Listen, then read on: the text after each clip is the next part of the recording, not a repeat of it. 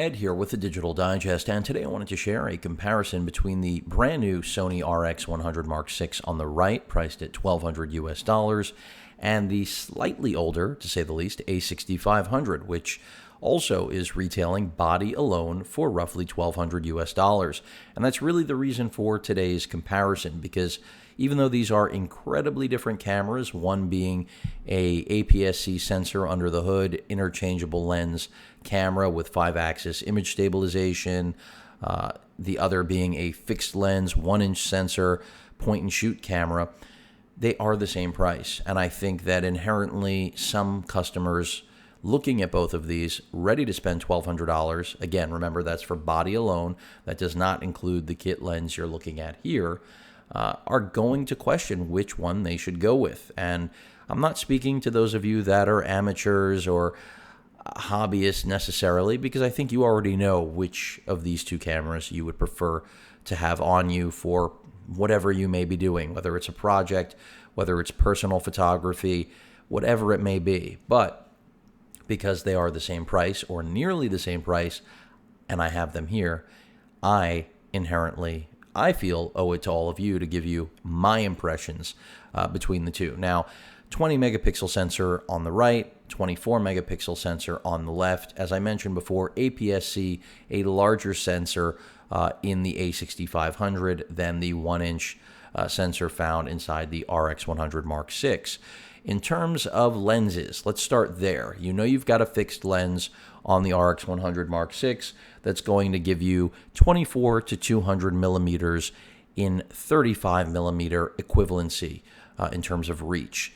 The A6500, well, the world is yours when it comes to picking E-mount glass, whether it's native APS-C like this kit lens, which many chalk up as a garbage piece of glass, but I think that it is a convenient one, to say the least. I mean, look at the form factor it keeps it in. It's one of the lenses that really does, outside of a few others that I can think of, that really do preserve the incredible form factor of the A6500 and how small it is in spite of how capable it is. Both have hybrid autofocus systems that use both phase and contrast detection, and they're nearly even. That's another reason I wanted to compare them. Yes, the RX100 Mark VI does not have the versatility of being able to swap lenses. It doesn't have 5-axis image stabilization, nor does it have the ergonomics of the A6500 or the additional buttons that you can customize and use, but it does have one thing going for it, which is its simplicity, that this is the only camera you're going to carry. And that's really what this review is about. Neither of these are in any way a bad choice. In fact, in my opinion, you're looking at two of the better cameras that exist in the marketplace, even for their price. That's relative, even for the RX100 Mark VI, even though it's incredibly expensive, whereas I think the A6500 is a bargain. That is where these are very different. Again, they are basically the same cost. Granted, with the A6500, you will be looking to pick up glass. And with that, well, the sky is the limit in terms of what sort of E-mount glass you want to purchase, or if you want to adapt other glass, Canon, Nikon, etc. You're going to be doing that at further expense to yourself, obviously. Whereas with the RX100, what you see is what you get. You're done. You're going to pick up extra batteries. You're possibly going to pick up the selfie grip that Sony is launching in September, but that's all. You're not going to be doing anything else. And of course, you need a competent SD card. But beyond that, nothing else. The A6500, on the other hand, you're going to be spending a significant amount of money on accessories. Even the batteries are more expensive than the batteries you will find in the RX100 Mark VI. But really, this, again, all boils down to how much you want to carry. I think that inherently the A6500 is clearly the better photographic tool. Do not question that for a second. More versatile, still very small form factor, but you're not really compromising because it has a feature set that you would traditionally find in a digital SLR, something much larger, which is what Sony has been doing now for years, is showing you that size isn't everything. And the A6500 and whatever its successor will end up being, the 6700 or God knows what and when, will reaffirm, because Sony's push with mirrorless APS-C cameras all began, of course, with that beautiful NEX7, and we have the A6500 to show for it, as well as all the full-frame models that have come out with the A7 and thereafter. Now bringing us full circle to the A7 Mark III and, of course, the A7R Mark III. We haven't gotten an update with the A7S, but I'm going off topic. The point is that the A6500, if you're looking to grow with a camera, if you're looking to expand the hobby, if you want to learn more about photography, is inherently the better choice because it's giving you that capability. You're going to invest in glass, you're going to invest in filters, you're going to invest possibly in gimbals. Who knows what you're going to potentially buy? Again, with the RX100, you want to keep it simple. You want to shoot in auto. You don't want to have issues. And that's not to say that you can't shoot in auto on the A6500. Of course you can. But the RX, being a point-and-shoot cyber shot, is designed for people that do not want to really get too deep, but still give them the ability to get deep, if that makes sense. So the whole idea is that the RX100 is kind of the one-size-fits-all. If you're the pro who wants to go through every setting and go full manual, you can do that with the RX100 Mark VI.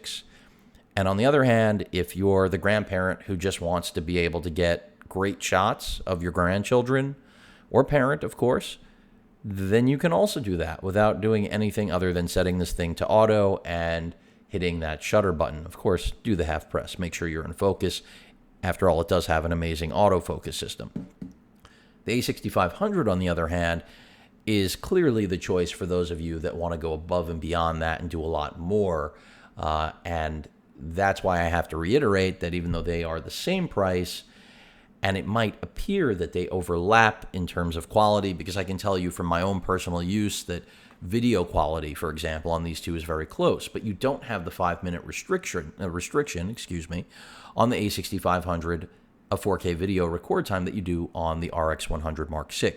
So that's very important to point out. Also, the RX100 Mark VI will overheat on you. That's not to say the A6500 will not, but it is far less likely, or you'll have a lot more time to record video than you will with the RX100 Mark VI. Also, battery life is significantly better with the A6500 than it is with the RX100 Mark VI. If you're shooting video, that is. Stills, they're very close in terms of battery life, for those of you that are wondering. Even if you're utilizing the little selfie stick from Sony, your battery life is going to drain a little bit more quickly with the RX100 Mark VI, but they're still close. Close enough that, again, this comparison is absolutely warranted in every way. Other things you should know, of course, with the A6500, just like you have the ability to change lenses, you have a hot shoe. No hot shoe here. You also have a microphone jack with the A6500. No microphone jack with the RX100 Mark VI. I mean, look, you have to remember that this is a CyberShot camera designed specifically for, general consumers, that just happens to have some of the best performance you can fit in your pocket, which attracts more than just the average consumer.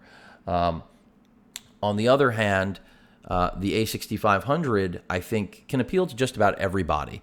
Very good autofocus system, very fast, not the 24 frames per second that you're getting with the RX100 Mark VI, but you're getting a lot more photographic information and detail. Depth of field is also, of course, superior with the A6500. Dynamic range, all of those things are going to be not really measurable with the right glass on the A6500, or not measurable, not really comparable to the RX100, because the A6500 is just a completely different beast. But if you're the type of person that is going to leave the camera in auto, the type of person that convenience is at the top of your list, then I'm going to say you absolutely should buy the RX100 Mark VI with the extended telephoto reach out to 200 millimeters, the pseudo HDR video capability. Yes, it lacks an ND filter. Of course, there's no ND filter on the A6500, but it doesn't have a fixed lens, so you don't have to worry about that. You can throw an ND filter on any piece of E-mount glass that you pick up for it. The touchscreen capability, very similar. I mean, it allows you to touch to focus and also touch to capture. The video button in the same pretty crappy spot, in my opinion. I've never been a fan of that, even though I've been reviewing Sony cameras from the very start. You will not find a single review where I say that, next to your thumb is where the video capture button should be. I mean, inherently, anytime you go to stop recording, you're going to create shaky footage, but I guess that's what editing is for. But the EVF on both of these, fantastic. The RX100 Mark VI, though, does have a flaw with the diopter that essentially, I won't say renders it useless, but whatever you set it to, keep in mind that however many times you open and close it, it's going to move.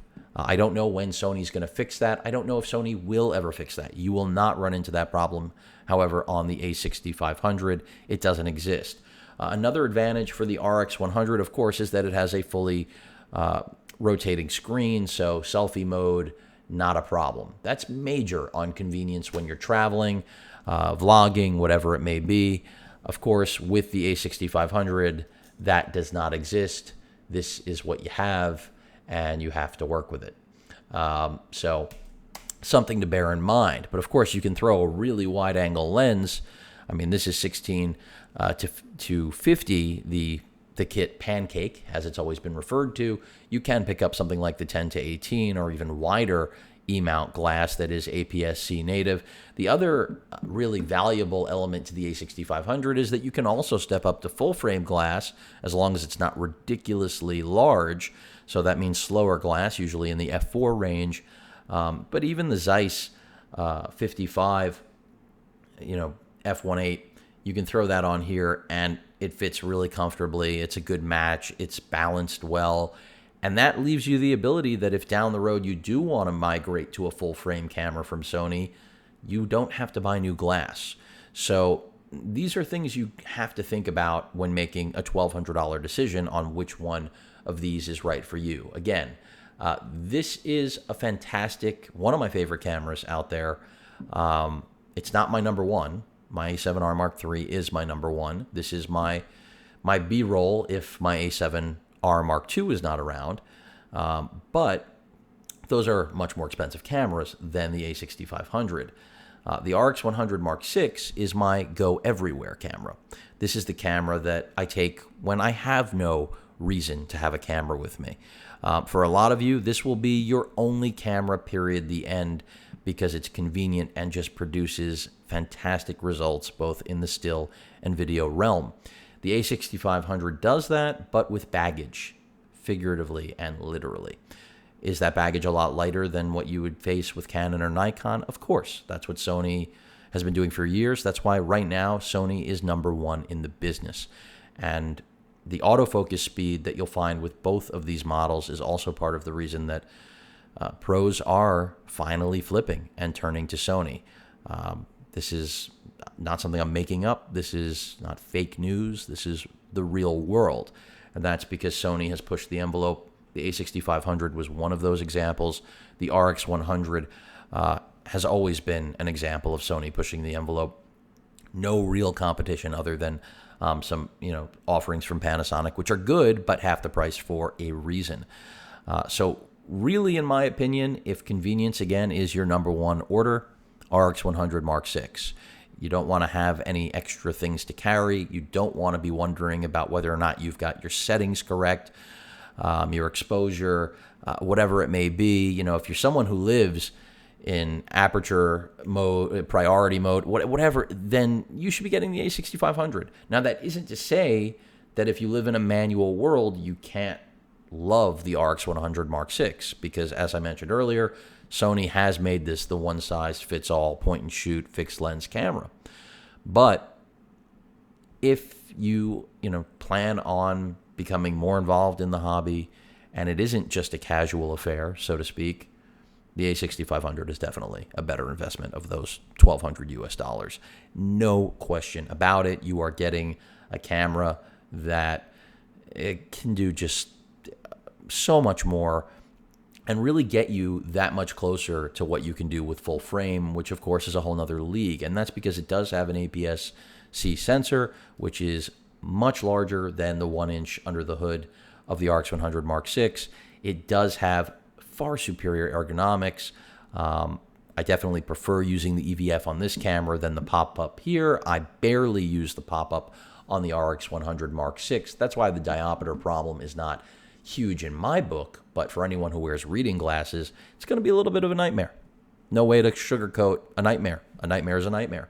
The hot shoe, of course, as I mentioned earlier, I mean, you want to expand, you want other accessories, you've got it. They both have a built-in flash. Again, autofocus on both, very good. Battery life, as I mentioned, roughly the same. It really comes down to what you plan to do. How much shooting do you want to be involved with? You know, how long does your video capture capability need to be? If limitations are your enemy, the A6500 is the way to go, especially the 5-axis image stabilization. I mean, that is major. I already mentioned the port difference. I mean, it's really just that you do get, the mic in that so many people wish was in this camera. But guess what? That might be the reason. You might be looking at the reason why Sony does not put a mic port on this camera, because they want to make sure that this and the RX10 series still have a reason to exist. So I'm not saying that's right, but hey, Sony's got to stay in business for us to keep enjoying having options. This applies to Canon and Nikon as well. They've got to make money, or else we're not going to have these options. And options are always a good thing, especially in the photographic world. And, 10 years ago, or even 5 years ago, for many of you, Sony wouldn't be an option. Now it is, and there's a reason. And you're looking at it right here with two fantastic cameras that are equally as expensive in a way, but not quite, since, of course, inherently the A6500 is going to cost more to really utilize and take full advantage of its prowess by getting into, a lens rabbit hole, so to speak. And that's why, for the majority of you out there, I think the RX100 Mark VI is really the camera to own. And then if you do feel the need, the want, and you have the budget to really go above and beyond what it can do, then get yourself involved in a interchangeable lens camera system. I'm not here to sell you on anything. It's just common sense that even though these are the same price, again, body only, you are going to spend a lot more money with the A6500 habit than you are with the RX100 Mark VI habit. And don't expect this camera to go down in price that much. Remember, this already has gone down in price, which is only an advantage to you as a consumer. I mean, it originally launched, I think, at $1,400 or $1,500, so now it's down to $1,200. It might hit $1,000, or $1,100 is a little more realistic. So just think about what lens you plan on pairing this with. If you're thinking about the 18 to 135, that's probably a good comparison here, because we have crop factors to take into account with the fact that this is a smaller sensor than this larger sensor that I think makes them about even. There you're looking at a $1,600 package from B&H today if you purchase it. So out the door, you're already at $1,600. Do you have a much more versatile, superior camera in just about every way? Yes, other than convenience, I would argue absolutely. And also, as I mentioned before, as silly as it is, it's still relevant. You're losing out on this, which I can't tell you how many times on my Mark V, this was the difference between me having an image that I just couldn't have with a camera like this, or my A7R, Mark III or Mark II, when I was just recently abroad doing a tremendous amount of traveling and a tremendous amount of shooting, both video and still. And I don't entrust my cameras with other people when I travel, domestic or international, because even good intentions can lead to a dropped camera. Call me crazy. I don't want to come home crying because I wanted someone to frame a shot for me, and they took a crappy photo and broke my camera all in one day. That's a way to ruin a trip. Paranoid or not, it is what it is. Two great cameras, one the ultimate convenience, the other the ultimate value. Which one is right for you really depends on what your expectations are. And hopefully I've laid it out and made it really clear. By the way, both have slow-mo, but the high frame rate capture, but I think it's kind of crap across the board in all of Sony's cameras and not a selling point in any way, shape, or form. And that's why it hasn't been part of this comparison. That pretty much rounds things out. Hope you enjoyed the video. Any other questions or comments, please feel free to post them. Hit that like button. And as usual, please feel free to subscribe. Later.